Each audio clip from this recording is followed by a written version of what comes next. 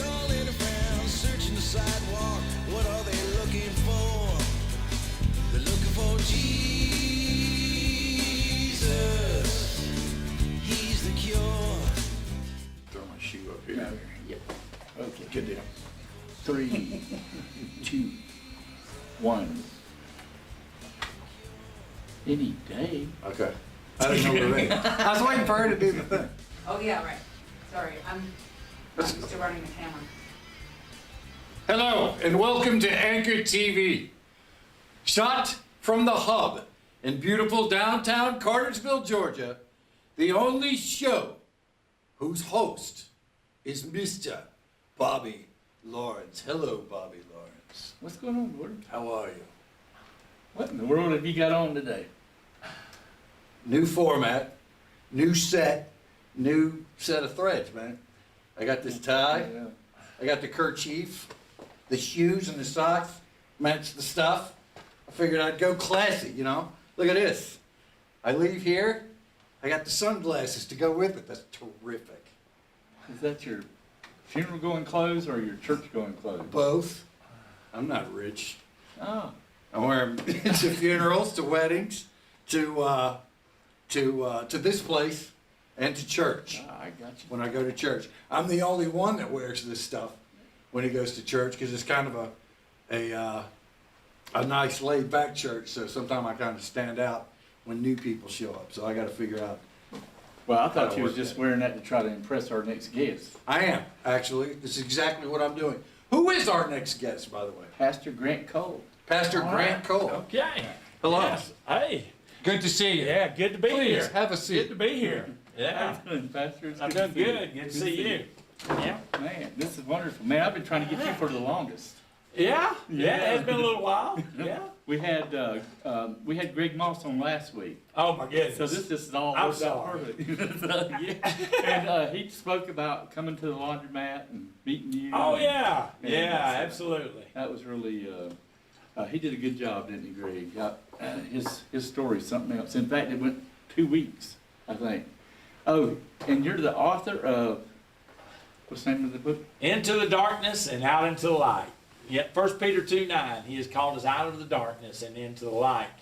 And the reason I call it Into the Darkness is that when God put it on my heart to write that book, I wanted to just, share the testimony I usually share if someone asked me to share my testimony. Just give a brief description of what life was like before Christ and then all about what it's been like since. But the Lord really impressed me that I needed to share how I ended up in the situation I was in. So it's into the darkness and then coming out into the light. And I always tell people when they read the book, promise me you won't stop in the darkness.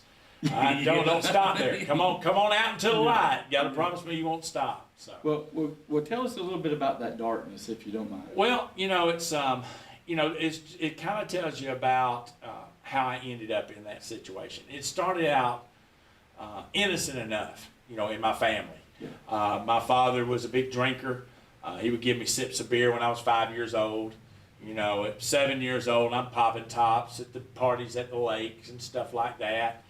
I got into a fight with a couple of kids, and he seemed to really put his stamp of approval upon that. And so it was just these mixed signals, from my parents. They would have never wanted the things to happen that did. And then when we moved, we were growing up. I grew up in a little town, Toccoa, Georgia, up in North Georgia. And when we moved to the Atlanta area, of course, the whole drug scene was going on. I was just in the 6th grade, and I just fell in with that crowd. And, and it just one thing led to another. And I just got deeper and deeper into the darkness. Now, if I remember correctly, when I heard you speak, you went to prison for a while? Well, 3 times. 3 times? Yeah, Oh, 3 times. okay. Yeah. Wow. And when I finally came to the Lord, it was my 3rd time to prison. Of course, I'd been through 5 different drug programs. I read all kinds of books on self-help and got involved in a cult called Scientology, a lot of people have heard of, looking for different answers, but the answers I wanted to find. That's what I was trying to make it work. Yeah. I was convinced I could make it work. And so after 22 years of drug addiction, it was in 1990, they had just started giving out life sentences for drug charges in Georgia. Cobb County was the first county to do that. And I was arrested. There was about 13 of us, I believe, that were targeted for life sentences. And that got my attention. Wow. And, Yeah. you know, it's so amazing how when things happen, you think they're so bad at the time. But I've thought about it a lot. If I was facing 15 years, I wouldn't have repented. I wouldn't have. I mean, I'd just done 2 12s and a 1, you know, years before that. A 212 and a 1. Yeah, the second time. First time in prison, I had 5 7s and a 1. Second time in prison, I had 2 12s and a 1. This time, if they'd have given me 15 years, I wouldn't have repented. Now, 20 years, that'll get your attention. Okay, especially your third time going because, you know, now it's going to get an EH number. And that H stands for habitual. It means they're not trying to rehabilitate you anymore. It means keep this guy off the street as long as possible. You know, it's called habitual. But that life sentence, brother, that got my attention. Oh, yeah. That got Man. my attention. I fell to my knees and I cried out to God. And I said, you know, God, because I've always known God was there. I mean, he messed with me all the time. He did. He would mess with me Yeah. continuously.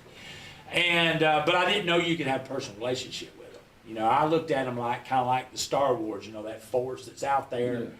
And but I dropped and I said, you know, God, I said I've been through. You know, this will be my 3rd stretch in prison. I've been through 5 drug programs. I just started pouring out all the things I've done to try. And I said, please, God, save me. And I didn't know what save being meant in the way that we understand it as Christians. I meant I'm drowned. You know, and I'm going to be honest with you. My attitude was either reach down here and do something or kill me, and I don't really care which one. And as soon as I cried out, please, God, save me, this blanket of peace just came over me. I mean, I knew that it was God because I was in a state of panic. I mean, I thought my life was over. And as soon as that peace came on me, I remember I looked across my bunk there in my prison cell, and there was a bunch of papers stacked up. And it was almost like something was radiating on and off like a neon light. And I reached over, and I grabbed out this book, and it didn't look anything like a Bible. It had a American heart on the front of it. It said, "Good news, America. God loves you. The New Testament." And I remember looking at that, and I thought, the New Testament, doesn't that have something to do with the Bible? And so I opened it up and I began to read. And the second time I was in prison, I tried to read the Bible. I was in a cell with nothing but a Bible. I couldn't understand anything it said. And I remember, though, I got to a part where Jesus said, "Woe unto all you lawyers and hypocrites, and who lay men's souls with burdens you wouldn't touch with one of your fingers." And I remember that time I threw the Bible down. I said, finally, me and God agree on something. I hate my lawyer too. But anyway, this time I opened it up, man, I could read it. I mean, I understood it. I mean, it was a New Testament, so I'm reading the genealogy, and I'm like, look, fascinated. Because I'd heard of David, and I'm going, is that the King David that killed Goliath? I mean, somewhere I'd heard about that in my history. And then, you know, talking about Solomon, I'm thinking, man, was that the rich guy? You know, was that David's son? And all of a sudden I began to think, you know, this must be one of those easy reading Bibles. You know, I'd heard about those in prison. You need to get an easy reading Bible. And so I looked at the front, and it said King James Version. I said, yeah, it must be an easy reading Bible. I went to find, who is King James to? I need to figure out who he is. And so I just poured myself into the Bible, and I remember I'm reading it all night long. And of course, they turned the lights off. And in my prison cell, there's like in the Cobb County Jail, there's these long, slim lights, and the searchlights kind of put a little beam coming into your cell. So I'm in there, man, and I mean, I've read through the Gospels, man, and I've gotten to the Gospel of John. And as I'm reading through, you know, I'm beginning to pick up on what's going on. Here you had Jesus Christ, the Son of God. I had no idea why he died on the cross at this time. Didn't make any sense to me. But he was walking the earth, and he was only speaking good things, okay? But you had this other group of people over here, these Pharisees and Sadducees, who I didn't really understand them either. But they were doing their own thing, and they didn't like what Jesus was doing. And so, you know, as far as they were concerned, you could just crucify him. And as I began to read where they're yelling, "Crucify him, crucify him," it was like I felt that spirit that must have been there. I've been in a prison riot before. It's kind of like what you see going on in the news now with the riots and the burning. This is a spiritual thing. It's like a wind that blows, that catches you up. And that's what a prison riot is like. And so it's like I just felt what must have been the atmosphere. And I remember I took that Bible and I threw it down on my bunk and I said, "Lord," I said, "I can't believe those people back then were that wicked." And all of a sudden it hit me. It was like God just hit me. Listen, I'd heard about Jesus Christ. I'd heard about the stuff he did. I can't remember where, but I'd heard about it. But you know what? I didn't care. As a matter of fact, as far as I was concerned, you could crucify him. And all of a sudden it hit me that I was like the most wicked people I'd ever read about. It was the first time I ever realized that what I was doing was really wicked. Oh, yeah. And let me tell you something. Isn't it amazing how you can spend all those years and go through all that stuff, but God will give you one revelation, one light of understanding that can completely change your life. I mean, at that moment, I decided right then I was never doing drugs again. And I kept thinking to myself, somebody needs to come in here and whip the tar out of me because I deserve it. I mean, I'm talking about, I was telling God, I said, they can put me in the electric chair and I'll never get high again. I mean, it turned me upside down that one moment. Yeah. And so I kept reading, right? And so I get through the Gospels, and I get through the book of Acts, and I hit the book of Romans. And I'm talking about now it's about daylight. And I realized, man, I'm not reading stories anymore, right? I'm into some deep stuff. And I get to where God's talking about the difference between law and grace. Now, I didn't have a clue what grace was. Now, I ended up in a prison cell the first time I was in prison, and Amazing Grace was written on the wall, and I had nothing else to do, so I memorized the song. I mean, everybody in prison knows Amazing Grace. Nobody knows what it means, but we all know what the song is, right? And so I'm reading about the difference between law and grace. I don't know what grace means, but I can tell it's better than law. Amen? Yeah. And I'm under it, whatever it is. And about that time, the cell door opens, and they had church call. Well, I didn't know they had church call in jail, and it's like they're trying to hide it because it was before daylight. Everybody's still asleep. Nobody's up, but they give church call. So I get out and I go to that church service. And they chain us all together, and we walk into this room, and there's this guy there, he's going to speak to us. And I knew he was a cop. I could tell a cop, by the way, right? And I thought, man, what's the police doing preaching? And I thought, I'd always, my idea of church, I'd seen movies where you went into a confessional. I thought, I know what it is. They're going to try to get us to talk. And so I'm sitting there thinking, there's something funny going on here. And there was this lady, she's very well known around here, named Libby Weatherby. She was a country singer who got saved and began to sing the gospel. And man, she was singing like an angel. I felt the presence of God. And the first thing this guy did is he got up and told us he was an ex-police officer. And he got saved. And now he was the chaplain of the jail. And here's what blew my mind. It's like when I was reading about the difference between law and grace, not understanding it, somehow, Bobby, God let me know that my whole life was changing right there that night. Without understanding how it was happening. It was like God had given me a peace that I didn't have to worry about the police. I didn't have to worry about the court system. I didn't have to worry about my family. I just had 2 young children. I was already carrying the guilt of a younger child the first time I went to prison. I wasn't there for him. And he just put it across to me. I was starting everything new there. Well, when that guy got up, here's what he said. He explained to me that the reason Jesus Christ died on that cross was so that I could have that forgiveness I already knew I had. Okay, so it wasn't like he was teaching me something to look for. Yeah. He was explaining to me what had already happened to me by myself in a prison cell with me, the Bible, and the Holy Ghost. And then he said these words. He says, if you go through life and you don't care what Jesus Christ has done for you, you might as well be the people who nailed him to the cross. And I remember I just shouted out a cuss word. Because, I was amazed. I said, oh, and then when I did, it sounded dirty. And I thought, well, it sounds dirty because I'm in church, right? But let me tell you, I said the sinner's prayer, kind of put the nail in the experience there. We walked back into the day room, and of course now everything's going on, right? People are up, superlatives are flying everywhere, and every time I heard a cuss word, it sounded dirty. And then, of course, I cuss so bad, they're coming out of my mouth, and I'm cringing. And I actually had a man come up to me and go, man, what is wrong with you? I said, I don't know. All I know is I dropped to my knee in the cell last night, cried out to God, got a peace, read the Bible all night, went to this church service, some police preached. I done prayed and asked God to come in my life, now cuss words sound dirty. That's good. And I'm going to tell you something. From that moment on, God started changing my life. And he gave me a hunger and a fascination with his word. And I imagine I probably read it more than most people because I had more time because I was in prison during the first time studying the Word. And I'm more fascinated by it now than I ever have been.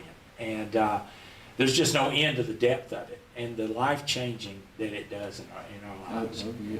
Well, let me ask you, you said you felt like he was after you from a long Oh, before. yeah. Why do you think that was? Why do you think that was? Was there just that call, or was there somebody praying for you? You know, if there was someone praying for me, I don't know who they were because my family was not into crime or anything, but they definitely did not know God. Okay. My father was one of those guys. He was a businessman, never was really there. Like I said, drank a lot, and he knew that there was a God. He knew that this country was great because of biblical principles, but no church background. But God has a call, upon people's lives. And but I'll tell you a little story. When my father, when I was born, my mother wanted to have me, christened in a Methodist church in the town in Toccoa, Georgia. And so there was a joke, a family joke, that when they christened me, that the pastor held me up over his head and started walking around the sanctuary talking about, here is a pastor. I'm carrying a pastor. And my dad didn't know if that was just part of the service or what. And when he came out, everybody was joking about it, like of all the people's kids to do that with, that pastor doesn't know what he's talking about. Of all the pastor's kids, of all the people's kids to do that with, why would he choose you? Because my father was known for throwing big parties. James Brown would come and sing. He was, back then he wasn't famous yet. He would come and do parties at the lake, and they'd throw moonshine. He was just a big party guy. And Now, wait a minute. James Brown, he was a janitor in a Toccoa high school and met my mother. Really? Yes, and my father had a real affinity for African American people. He was a vice president of Wright's Manufacturing Company, and whenever he would meet different people that needed help, if he couldn't get them a job in the plant, he'd bring them to our house and just let them work in the yard and stuff like that until he got them jobs. So he just knew a lot of them, and so they would have parties. James Brown took me up on this pavilion, and we poured baby powder all over the floor, and he taught me to do the twist. No joke. Really? Yeah, and they were throwing moonshine on the lake and throwing matches in it, and that's how the bonfire would burn. Apple brandy and all this stuff. So anyway, so it was a big joke that he was the one whose son did that. And so, of course, when I really got into my life of crime and so forth, and once you go to prison, everything's out there. And it was always a joke in the family that, you're the one the pastor said would be a pastor. So he was prophesying your future. He did wasn't he? prophesy. That's the only one I know of. That's the only one I know of. Man, that's wow. And now, so now you were serving a 20-year sentence then? Okay, well, the first time. Or life. Okay, well, I was facing a life sentence. And like I said, they had targeted 13 of us for a life sentence. My lawyer came to me and said that the only plea bargain they would give me is that I would plead guilty for 30 years, which is the same thing. Other than that, they were taking me to trial. I thought I was real smart. I had all these plans. Like I would do stuff like I had code cards, and we could communicate on beepers without speaking through numbers. And of course, the police raided someone's house and got a code card and can decipher these messages. And so they were proving that I was a career criminal, that I wasn't just someone who got busted again, but it was my way of life. And so they just had all this on me. So, I wasn't going to plead guilty for 30 years. That's the same thing as a life sentence. The only difference is one day you'll get off parole. You're not going to do any more time on life sentence and will that. And so that's when I came back into my cell, was after talking to my lawyer, who was, I won't say his name, but he's the best known drug lawyer in Atlanta. And, he's like the Bobby Lee Cook for drug addicts. If you murder somebody, you hire Bobby Lee Cook. Yeah, I got you. If you're a drug addict, and if anybody listens to us and one, they know who he is. But anyway, I gave him all that money, and he's telling me that. See, lawyers usually lie to you. They come in and say, oh, no worry, man, I can take care of this. No, he's telling me, man, this is it. And so I just went ahead, and I did have some old probation left from the previous sentence. I said, look, just waive it, send me into prison. Because I found out the difference. You know the difference between having an expensive lawyer and a court-appointed attorney? Okay.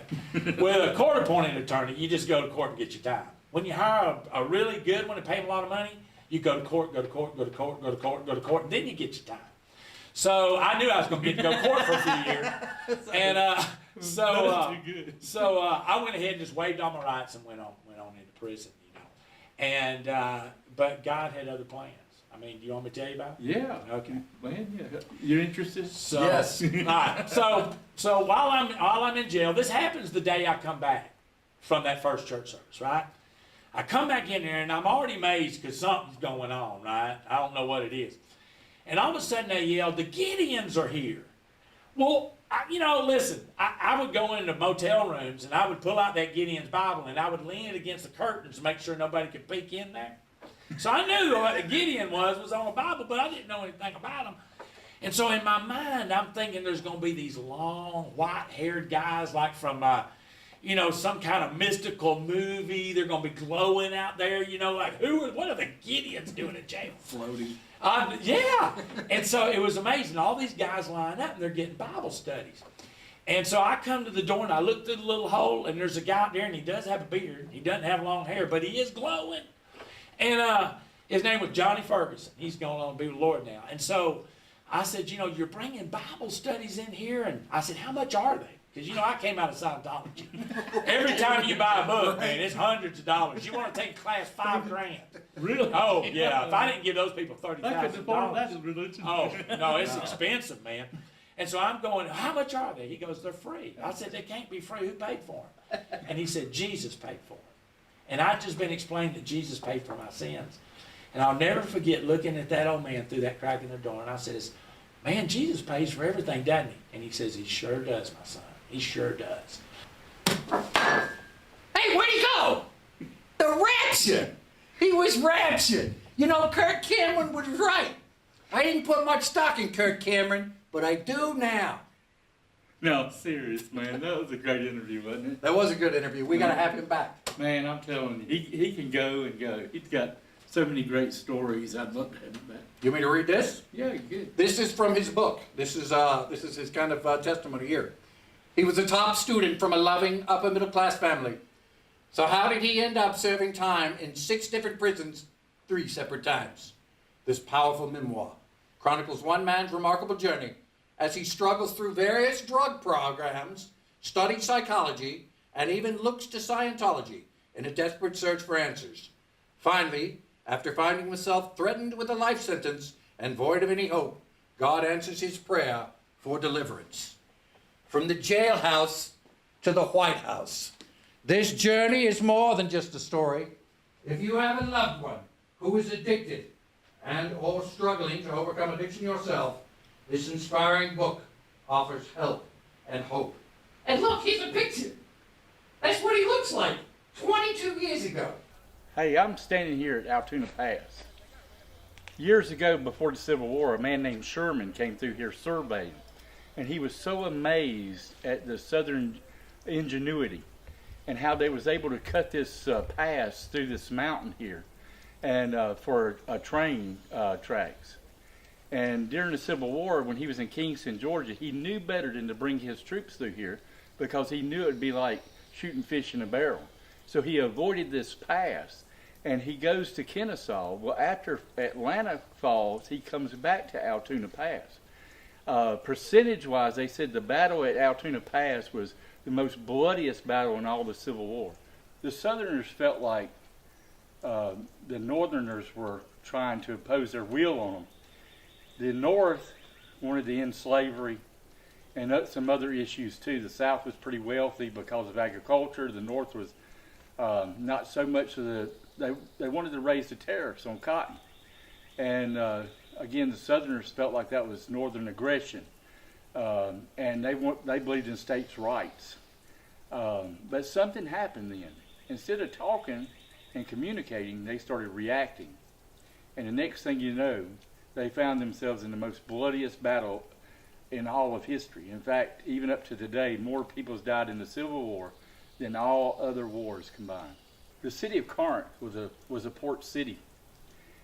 There was much division going on. And Paul come to me, he said, brothers, there's much division among you. I'd have you all saying the same thing. There was a lot of civil war going on in the church at the time.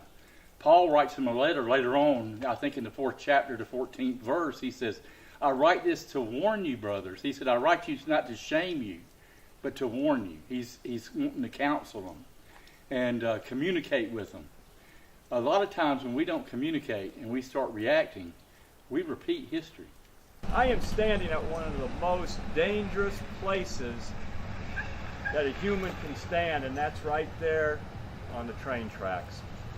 I don't know if you ever seen a train going past and putting on their brakes, but you hear a loud screech, and all that weight, the tens of thousands of pounds pushing that engine down the track, does not allow it to stop on a dime like maybe your car does. So when we walk this life, we're like standing on those tracks. We can be walking on that track and see that train coming and ignore it and say, I don't believe that that train can hurt me. And so as I'm walking down that track and I'm hearing that warning sound, whoop, whoop, and that train's coming, no matter what I think, that train is going to plow into me. Well, with Jesus, you can believe in Jesus or not. You can believe or not that he died for everyone's sins.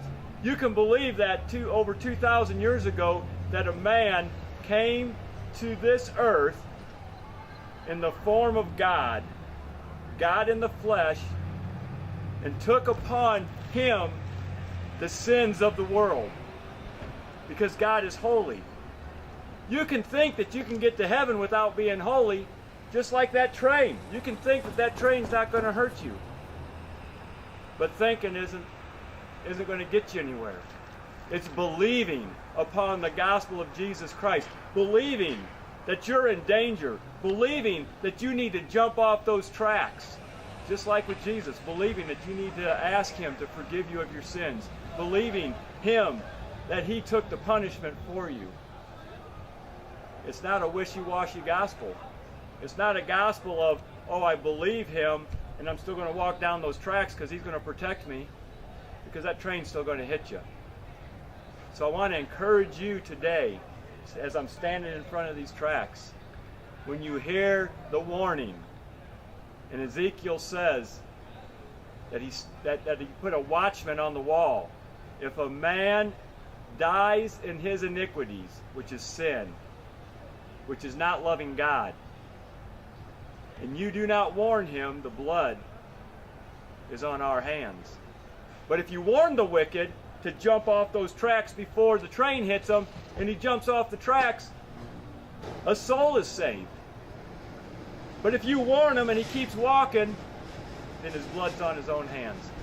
So today I ask you, are you going to warn the man walking down these tracks?